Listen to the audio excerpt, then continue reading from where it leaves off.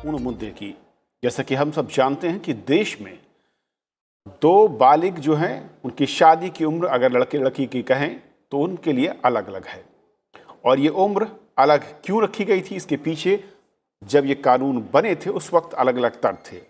और जो special marriage act 1954 है, उसके बाद शारदा एक्ट आया और उसके बाद उम्र के इस पड़ाव में एक अलग अलग बदलाव किए गए।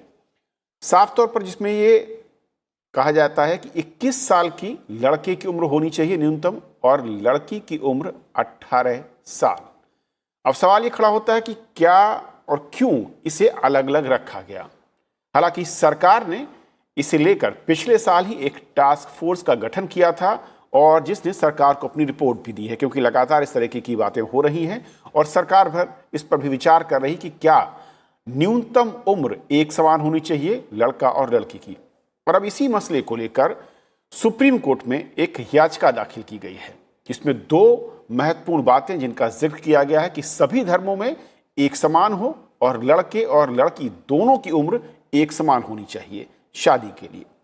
तो असल में इसके पीछे संवैधानिक कारण क्या हो सकते हैं, क्या उनके अधिकार हैं और क्यों ये अदालत में दलील दी गई है, और इससे पहले के जो कानून थे उस वक्त ये फर्क उम्र में क्यों रखा गया और क्या उसके कुछ वैज्ञानिक कारण थे या महज मैं कहूं कि कुछ लोगों की रजामंदी या उनके विचारों के आधार पर इसमें उम्र का फर्क रखा गया था। समझेंगे तीन बेहद खास मेहमानों के जरिए। हमारे साथ हैं सुप्रीम कोर्ट में एडवोकेट गीता लूथरा जी, जो कि इस केस को सुप्रीम कोर्ट में लड़ रही हैं। उन्होंने फाइल की याचिका। आपका स्वागत है मैम। हमारे साथ समाजशास्त्री हैं, डीयू में प्रोफेसर हैं, डॉक्टर वी राजलक्ष्मी जी, आपका स्वागत है मैम। और सत्य प्रकाश हमारे साथ हैं, लीगल एडिटर हैं द ट्रिब्यून में। सत्य, आपका भी बहुत बहुत स्वागत है। शुरुआत मैं गीता जी आपसे करना चाहूंगा। हालांकि सरकार इस पर विचार कर रही है, पिछले साल एक टास्क फोर्स का गठन हुआ, उसकी रिपोर्ट भी सबमिट की गई और लंबे समय से इसको लेकर सवाल खड़े हो रहे हैं, लेकिन आपको सुप्रीम कोर्ट के दरवाजे पर दस्तक क्यों देनी पड़ी और क्या बड़ी दलीलें हैं? तो ये एक इमोटिव इशू भी है और बहुत सी जो सब कम्युनिटीज हैं सबके अलग अलग कानून हैं। इसीलिए सुप्रीम कोर्ट की दो जजमेंट्स में उन्होंने ये एक रिकमेंड किया था कि एक यूनिफॉर्म सिविल कोड होना चाहिए। तो ये तो सुप्रीम कोर्ट की रिकमेंडेशन हो गई सरला मुद्गिल में, मुझे लगता है ऑलमोस्ट 20 इयर्स अगो। इस डायरेक्शन में लॉ कमीशन ने भी बहुत सजेशंस दिए हैं। मुझे लगता है पिछले 2 साल पहले लॉ कमीशन की रिपोर्ट भी आई थी। प्रॉब्लम इसमें मेनली ये है कि अभी तक या तो स्त्रियों की मैच्योरिटी कम मानी गई है या क्या मानी गई है, या उनकी इन अ सेंस ये एक इंफीरियोरिटी है कि आप कह रहे हैं most religions are saying, most codes are saying कि लड़के की उम्र 21 साल की होनी चाहिए और लड़की की उम्र 18 साल की होनी चाहिए। ये हिंदुस्तान का कानून है और इसमें परिवर्तन मुझे लगता है कि बहुत जरूरी है। ये एक यूनिफॉर्म एज होनी चाहिए, जिसके लिए एक्चुअली जो पिटिशनर हैं वो एक वकील ही हैं जो पब्लिक इंटरेस्ट की पिटिशंस करते हैं, अश्विनी कुमार उपाध्याय। और मैं तो सिर्फ इस बात को बहस कर रही हूँ कोर्ट में।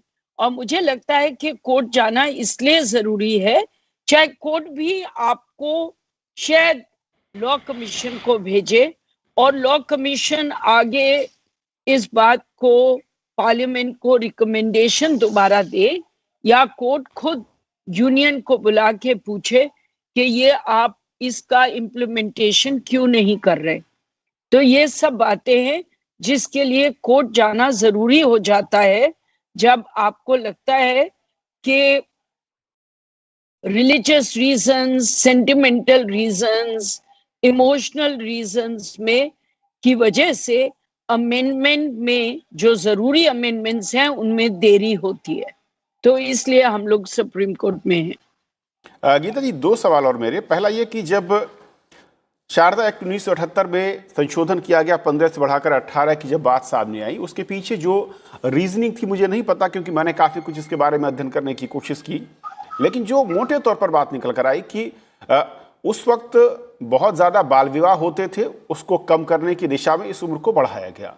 लेकिन इस उम्र को 21 ना करने के पीछे जो तर्क समझ में आ रहे हैं मुझे पढ़ने के बाद, अलग अलग उस वक्त में जो चर्चाएं हुई हैं, कहा जा रहा है कि जो लड़की है उसे मां बनने के लिए उसके शरीर की बनावट, परिपक्वता, मजबूती वो जो चाहिए होती है वो बेहद जरूरी है। जो तर्क दिया जा रहा है कि 21 होनी चाहिए, लेकिन क्या उस वक्त इस चीज को नेग्लेक्ट किया गया, या फिर संवैधानिक तौर पर जो बराबरी का अधिकार है क्या उसका कहीं हनन होता है और इसीलिए सुप्रीम कोर्ट का दखल जरूरी है?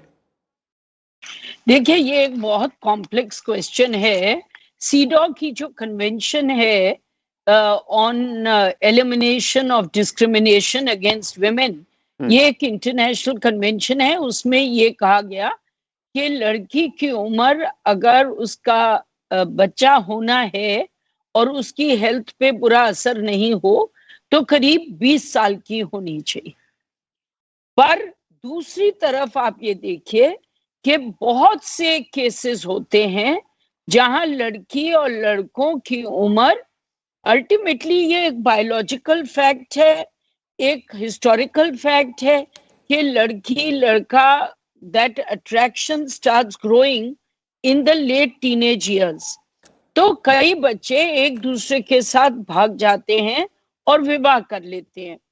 उसमें लड़का रेप के लिए गिल्टी हो जाता है if the girl is a minor. Now the question in this is कि आप उम्र को कैसे रखें, taking into effect the biological needs, लड़के की बायोलॉजिकल नीड्स, लड़की की बायोलॉजिकल नीड्स, उनकी attraction for each other, which will not necessarily wait till 21 years, which will not wait till 18 years. So then do you want to punish that boy? आप उस लड़की को तो पनिश नहीं करेंगे, पर दो लोग एक दूसरे के साथ विवाह करना चाहते हैं, वो सोसाइटी के खिलाफ जाना चाहते हैं। कभी कभी ये भी होता है कि उनके माँ बाप की रजामंदी नहीं होती है, तो क्या आप उनको पनिश करेंगे?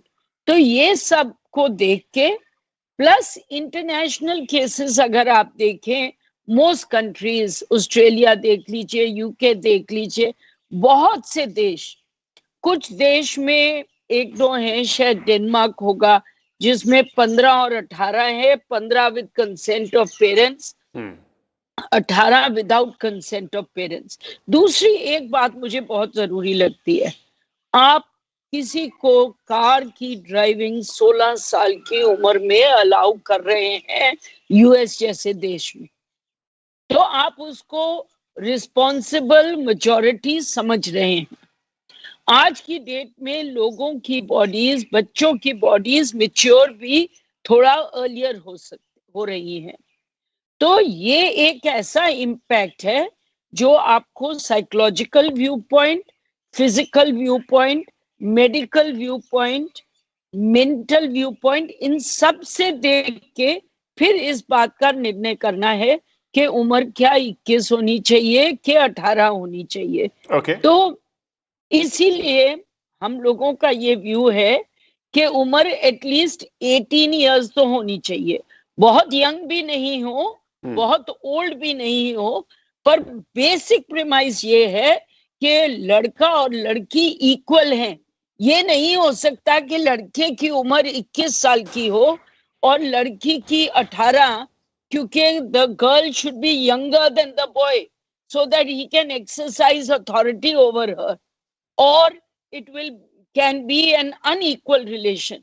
इस सब को लेने देख के 18 साल की उम्र की और सेम एज की उम्र की रिक्वेस्ट है हमारी। प्रोफेसर राजलक्ष्मी जी, पहली चीज तो ये कि उम्र एक समान होनी चाहिए, इसको लेकर आपकी राय क्या? और दूसरा ये कि जब इसको अलग रखा गया उस वक्त एक बड़ा तर्क ये दिया गया कि देश में दहेज प्रथा काफी ज्यादा प्रचलित नजर आ रही थी, अगर उन दशकों में देखें 70 से लेकर 90 के बीच में, और बच्ची का यानी कि किसी लड़की के पालन पोषण के साथ साथ जो पारिवारिक जिम्मेदारी है उसको बहुत, एक बार कहूँ कि बोझ के तौर पर समाज लेता हुआ नजर आ रहा था।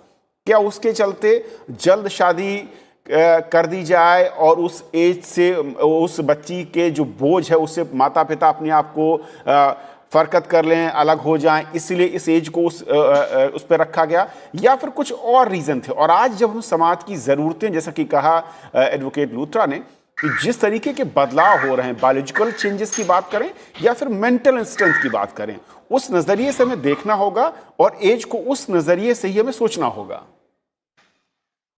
सबसे पहले जो गीता जी ने बोला उससे मैं सहमत हूँ, और क्योंकि आज जब हम इक्वालिटी की बात कर रहे हैं तो बहुत जरूरी हो जाता है कि लड़का और लड़की को हर समान, हर चीज पे, हर सोसाइटी के हर पहलू में उनको एक समान देखें। जैसे पहले इसलिए होता था बिकॉज हमारा एक पेट्रिलिनियल सोसाइटी है, इसमें हम लोगों को शुरू से लड़की को हम ये सिखाते हैं कि पति परमेश्वर होता है, तो पति को आपको पति का जो स्टेटस होता है और जो रिलेशनशिप होता है वो एक अथॉरिटी और रिस्पेक्ट का होता है। That is the girl should respect the man in her life, और रिस्पेक्ट तभी होता है, एक जनरल अंडरस्टैंडिंग है कि जब उसकी उम्र आपसे ज्यादा हो, क्योंकि शुरू से हम देखते हैं जिस तरह से हम लड़की को सोशलाइज करते हैं, घर में सिखाते हैं, उसको एक रिस्पॉन्सिबल इंडिविजुअल बनाते हैं।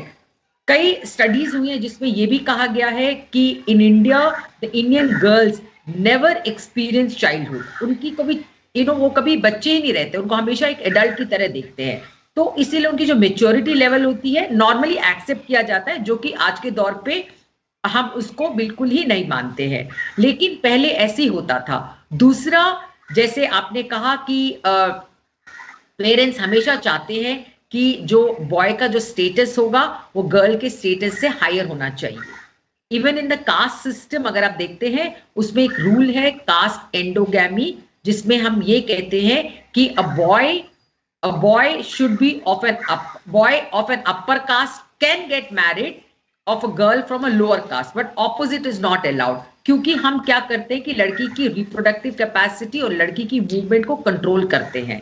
तो एक अथॉरिटी के लिए, एक पेट्रिलिनियल सोसाइटी को परपेचुएट करने के लिए पहले होता था कि लड़की की जो उम्र है वो कम होनी चाहिए और लड़के की उम्र ज्यादा होनी चाहिए। दूसरा ये भी कि जो लड़की की प्रोटेक्शन है, जैसे सिक्योरिटी है, आप देखें कि जिस समाज में बोलते हैं कि पापा, शादी से पहले पापा की रिस्पॉन्सिबिलिटी होती है, पिता की रिस्पॉन्सिबिलिटी होती है कि वो लड़की की देखभाल करे, और शादी के बाद पति की। तो ये जो रिस्पॉन्सिबिलिटी होती है जो पेरेंट्स की, वो ये सोचते हैं हम शादी कर देंगे तो हमारी रिस्पॉन्सिबिलिटी खत्म हो जाएगी।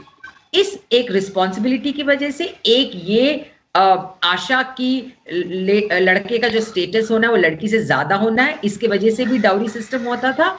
और सबसे ज्यादा ये कि हम पाले पोसे, और फिर वो जब पराया धन हो जाएगी, लड़की जब दूसरे घर चली जाएगी, लड़की पराया धन है तो जो दूसरे घर में जाएगी तो उसके जो भी फ्रूट्स हैं, जो फल हैं, पेड़ हमने बोया, पेड़ की देखभाल हमने की, लेकिन जब फल का समय आया तो उसकी शादी हो जाती है तो वो दूसरे लोग उसको इंजॉय करते हैं। इसीलिए ऐसा है कि पहले ही उसमें कम खर्चे और पहले से हम उसकी शादी कर दें। तो इस वजह से चाइल्ड मैरिजेस होती थी, इस वजह से पेरेंट्स चाहते थे कि लड़की की जल्दी से हम शादी कर दे, तो एजुकेशन भी नहीं होती थी, और लड़के की उम्र और लड़के का स्टेटस, उम्र भी स्टेटस भी, और चाहते थे कि लड़का को एम्पल टाइम दिया जाता था कि वो अपनी इकोनॉमिक्स पोजीशन को सिक्योर कर ले, यानी कि वो पढ़ ले और अपनी एक अच्छे सी स्टेटस बना ले, तब जाके उसकी शादी के लिए उसको करते थे। तो इस वजह से क्या होता था जी, मैं लौटता हूँ आपके पास। जो आपने कहा मैं इसको थोड़ा सा लीगली भी जानना चाहूंगा। जो संवैधानिक अधिकार एक मौलिक अधिकार के तौर पर नजर आते हैं, बराबरी के अधिकार की बात होती है, सत्या किस तरीके से ये एज डिफरेंस जो है संविधान में दिए गए बराबरी के अधिकार को क्या कहीं आपको लगता है कि एक बड़ा उल्लंघन के तौर पर भी नजर आता है? और दूसरा सवाल कि जो बात कही प्रोफेसर राजलक्ष्मी मैम ने कि जिस तरीके से समाज में ज़रूरतें बदली हैं, इंडिपेंडेंस आ रही है और आर्थिक तौर पर जब मजबूती की बात हम देखते हैं, पहले ये होता था कि लड़का घर चलाएगा या वो लीड करता था, आज सिचुएशन बदली हुई है और उन बदली हुई परिस्थितियों में हमें इस एज को बदलना ज़रूरी है। देखिए, इसमें 2-3 पहलू हैं। एक तो बेशक संवैधानिक पहलू है कि जिसमें आपने चर्चा की कि समानता का अधिकार है। तो अगर समानता का अधिकार है तो जो आयु है, जो न्यूनतम विवाह के लिए, वो स्त्री और पुरुष के लिए अलग-अलग नहीं होना चाहिए। एक तो ये है। दूसरा ये है कि जो आर्टिकल 14 में है। दूसरा